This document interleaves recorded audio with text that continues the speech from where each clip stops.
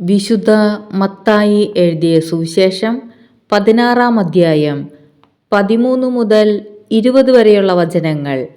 പത്രോസിൻ്റെ വിശ്വാസപ്രഖ്യാപനം. യേശു Caesarea Philippi പ്രദേശത്ത് എത്തിയപ്പോൾ ശിഷ്യന്മാരോട് ചോദിച്ചു, മനുഷ്യപുത്രൻ ആരെന്നാണ് ജനങ്ങൾ പറയുന്നത്? അവർ പറഞ്ഞു, ചിലർ സ്നാപയോഹന്നാൻ എന്നും മറ്റു ചിലർ ഏലിയ എന്നും വേറെ ചിലർ ജെർമിയ അല്ലെങ്കിൽ പ്രവാചകന്മാരിലൊരുവൻ എന്നും പറയുന്നു. അവൻ അവരോട് ചോദിച്ചു, എന്നാൽ ഞാൻ ആരെന്നാണ് നിങ്ങൾ പറയുന്നത്? ശിമയോൻ പത്രോസ് പറഞ്ഞു, നീ ജീവനുള്ള ദൈവത്തിൻ്റെ പുത്രനായ ക്രിസ്തുവാണ്. യേശു അവനോട് അരുളിച്ചെയ്തു, യോനായുടെ പുത്രനായ ശിമയോനെ, നീ ഭാഗ്യവാൻ.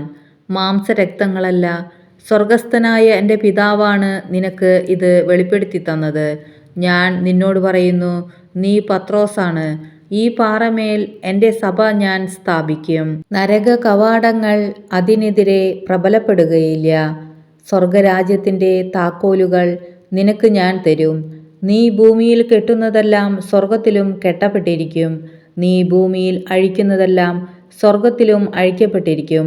അനന്തരം അവൻ താൻ ക്രിസ്തുവാണെന്ന് ആരോടും പറയരുതെന്ന് ശിഷ്യന്മാരോട് കൽപ്പിച്ചു.